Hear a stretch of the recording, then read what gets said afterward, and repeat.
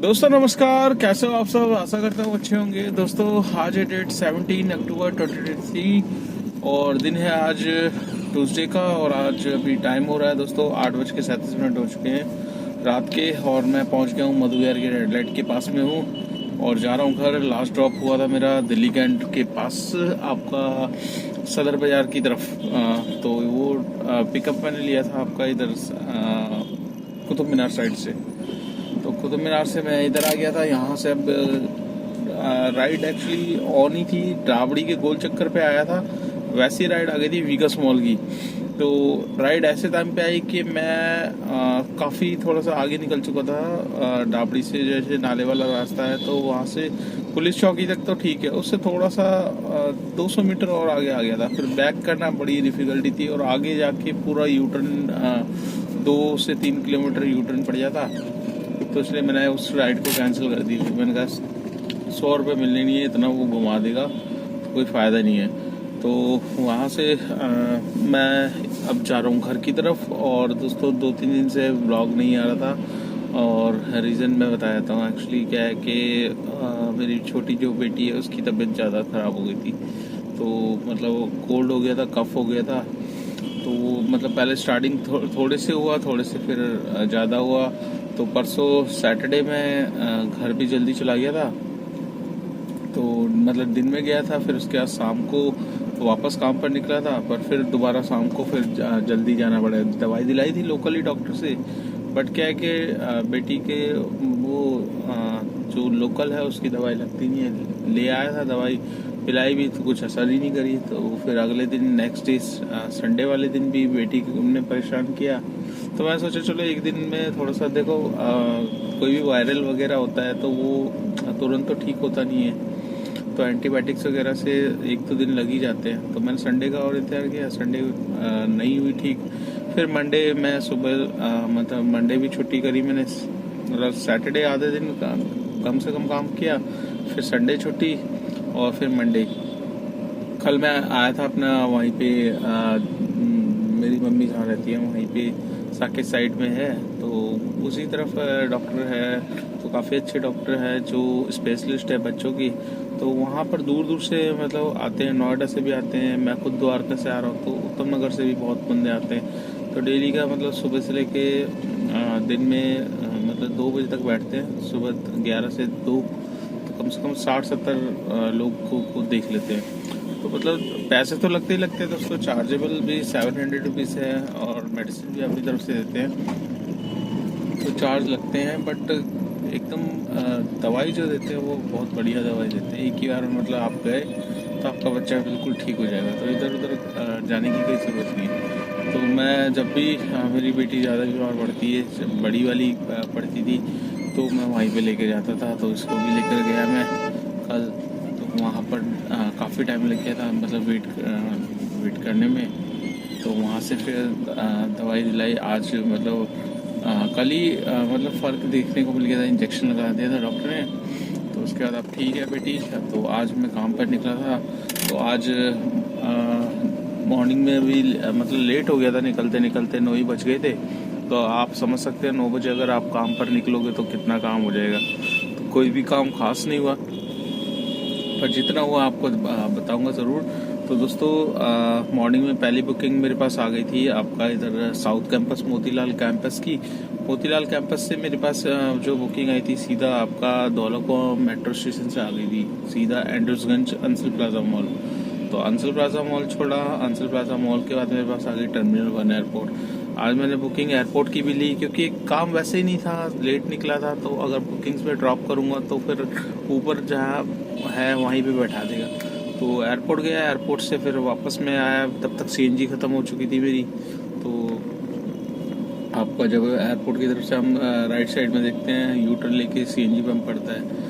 तो उस तरफ से सीएनजी डलवा के फिर आया महिपालपुर। महिपालपुर से मेरे पास बुकिंग आ गई थी चाणक्यपुरी। तो चाणक्यपुरी पहुंचा, चाणक्यपुरी से एम्स आ गया था।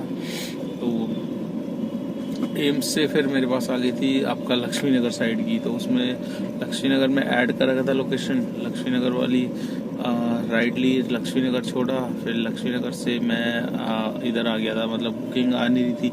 अक्षरधाम की तरफ होते हुए मयूर विहार पहुंच गया था। तो मयूर विहार से मेरे पास सीधे छतरपुर से ये ट्रिप मेरे को लेकर आया। तो ज़्यादा कोई खास काम नहीं हुआ, पर उम्मीद सोच रहा था और लेट चलाऊंगा, बट जब राइड ही नहीं दे रहा तो उससे फिर फ़ायदा क्या है। रोड पे देखिए टाइम ख़राब करने से बढ़िया है आप अपनी फैमिली के बीच पहुंचो। जितना काम होता है उतना होता ही रहेगा, सारी की सारी चीज़ें आप ही के ऊपर है। आपको टाइम ऐसा सिलेक्ट करना है। देखिए जब लेट हो जाते हैं आप तो सुबह का आपका पीक टाइम पूरा का पूरा ख़राब हो जाता है। सुबह का पीक टाइम, शाम का पीक टाइम, दिन का काम तो ना के बराबर होता है। 500-600 रुपये यही काम होता है। मेन काम होता है सुबह का पीक टाइम और शाम का पीक टाइम। ये दोनों पीक टाइम अगर आपने मतलब दोनों में से देखे, बहुत कम ड्राइवर भाई हैं जो दोनों पीक टाइम को यूज़ करते हैं, क्योंकि हिम्मत नहीं हो पाती। दिल्ली एनसीआर का इतना ज़्यादा ट्रैफिक होता है, कमर टूट जाती है कई बार। तो जो भाई नए हैं उनको तो और ज़्यादा मतलब देखिए नए को क्या होता है, थोड़ा जोश भी होता है। जो नए इस लाइन में आते हैं तो उनको जब हाथ में पैसा दिखता है तो उनको और अच्छा लगता है कि यार ठीक है। तो उनको मेहनत करने की ज़रूरत भी है, क्योंकि उन्होंने गाड़ी परचेस करी है, नई गाड़ी ली है, तो उसकी गाड़ी की EMI भी निकालनी पड़ेगी। तो बहुत सारे खर्चे होते हैं। देखिए हर इंसान कुछ ना कुछ किसी भी लाइन में ज्वाइन करता है तो उसके ख्वाब भी बहुत सारे होते हैं कि भाई वो अपनी फैमिली के लिए करेगा, अपने लिए करेगा, तो और एक गाड़ी से 2 गाड़ी करेगा, 10 चीज़ें होती है। तो दोस्तों आज हम बात करेंगे, ये तो होती रहेगी, और फिलहाल मैं आपको एक अपडेट देता हूँ ओला उबर के बारे में ही। मोस्टली देखिए मैं ऊबर में चलाता हूँ तो ऊबर का अपडेट मेरे पास खास कर आ जाता है। फिर भी मैं दोनों चीज़ों का अपडेट दे देता हूँ आपको, ओला का भी दूंगा और ऊबर का भी दूंगा। तो फर्स्ट मैं ओला का आपको बताया था। देखिए दोस्तों ओला ने एक मतलब इनबॉक्स पे एक मैसेज ड्रॉप किया है ड्राइवर भाई को खुश करने के लिए ये है कि एक तरीके से अब दिवाली का टाइम आ रहा है, सीज़न टाइम आ रहा है, तो ओला चाहता है कि ज़्यादा से ज़्यादा ड्राइवर ओला के साथ जुड़े। तो क्या मतलब ऑफ़र दिया है इसने, यहाँ पर मैं दिखा देता हूँ आपको। ओला बोल रहा है कि भाई आप हमारी रेंटल वाली बुकिंग्स कंप्लीट करो, एक्सेप्ट करो ज़्यादा से ज़्यादा, उसमें आपको जो कमीशन कटेगा वो 10% लिया जाएगा आपसे। तो ये ओला का एक नया अपडेट आया है और एक नई गूगली समझ लो। मतलब फेयर तो आप एक चीज़ बताइए, अगर फेयर आप कस्टमर से कम लोगे तो हमें तो कुछ मिलना ही नहीं है। 10% काट लोगे, फिर उसके काटने के बाद हमें मतलब उसमें तो आप 4-5 घंटे बंद के रह जाओ। हाँ देखो दोस्तों, अगर रेंटल की बुकिंग का पैकेज किराया बढ़ाया हो, भाई फेस्टिवल टाइम में क्या है कि डिमांड ज़्यादा रहती है, तो उसका किराया बढ़ाया हो, बढ़ाने के बाद फिर अगर आप कमीशन कम ले रहे हो तो वो तो ठीक है। तो जो भी भाई ओला चलाता है इस सब चीज़ों को देख लेना। मैं भी चलाता हूँ, मेरे पास बस एक ही बार रेंट की करी थी जिसमें अच्छा खासा फेयर मिला था मेरे को, ऐसी बात नहीं है। तो अभी ट्राई करके देखना। देखिए रेंटल की बुकिंग में कुछ बंदों को पसंद आती है, कुछ को नहीं पसंद आती। मेरे को भी कई बार ऐसा लगता है कि यार 2-3 घंटे के लिए बंद जाएंगे और जितना ये दिखा रहा है उतना तो हम वैसे ही कमा लेंगे, बट उसमें थोड़ा सा आपको आराम मिल जाता है, आपकी CNG कम चलती है रेंटल की बुकिंग में, बस ये बेनिफिट है। बाकी तो कोई खास वो नहीं है, बट हाँ पैसा भी ठीक मिल जाता है कि एज पर किलोमीटर अगर आपने 30 किलोमीटर चलाई तो 500-600 रुपये मिल जाता है।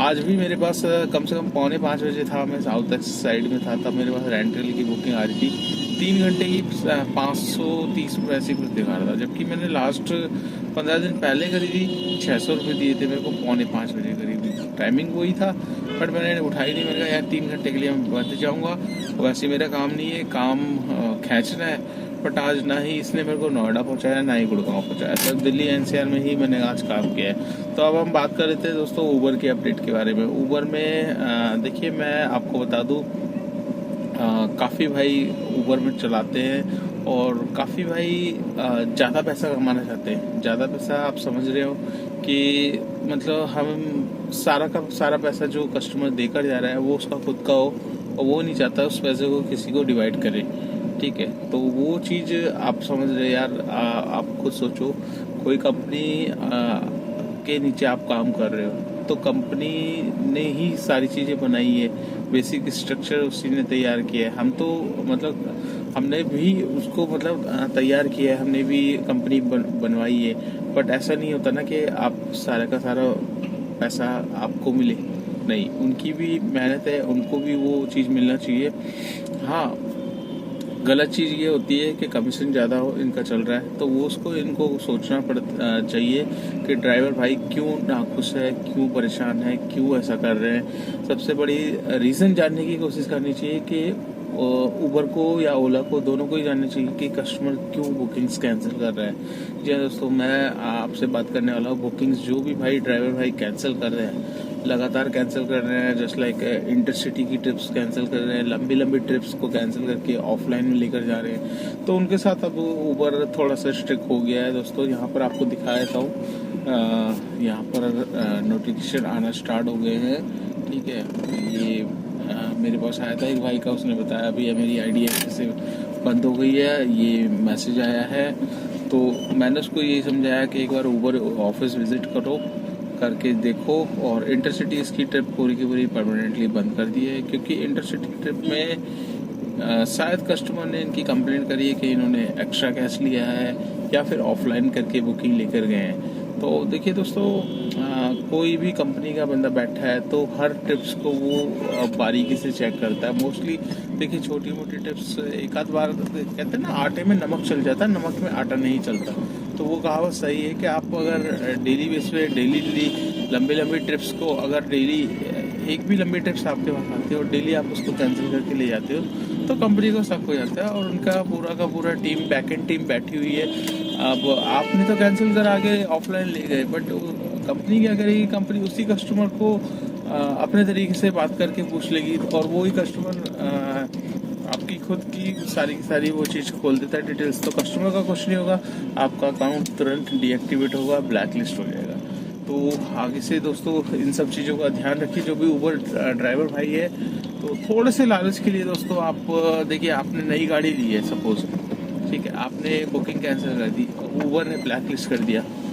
मैं बता रहा हूँ, आप बाहर के बंदों से बनवाओगे आईडी, 3-3 हज़ार रुपये दोगे, वो आइडिया कुछ टाइम के लिए चलती है, उसके बाद वो बंद हो जाती है सडनली। तो कितनी बार आप पैसा लगवाओगे? तो इससे बढ़िया ये है जेन्युइन तरीके से काम करो।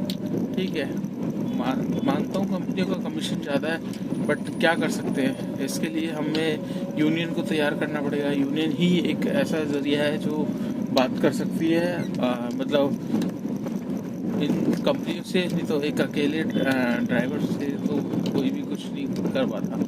तो चलिए दोस्तों, आशा करता हूँ ये वीडियो आपको अच्छी लगी होगी और आज का मैं काम आपको बताता हूँ। आज का मेरा काम कितना हुआ है, कोई ज़्यादा खास नहीं होगा, पर जितना भी हुआ है आपके साथ शेयर जरूर कर देता हूँ। यहाँ पर आप देख सकते हैं 2060 रुपीज़ का मेरा काम है, इसमें कोई भी टोल नहीं है। ठीक है, और सुबह मैंने CNG में थी, जब ख़त्म हुई थी तो 450 रुपये की CNG आई थी। उससे पहले मेरे पास कम से कम 150 रुपये तक की CNG थी, तो टोटल CNG 600 रुपये की थी। अभी मेरी CNG आ रखी है रेड पे, तो रेड पे तकरीबन आप समझ लीजिए ख़त्म ही हो चुकी है। 50-60 रुपये की पड़ी होगी रेड पे, 550 की CNG कंज्यूम हो गई है। तो 2060 का काम हुआ है, 550 रुपये हटा लेते हैं इसमें से, 560 ही हटा लेते हैं, तो राउंड फिगर में 1500 रुपये निकल के आए हैं।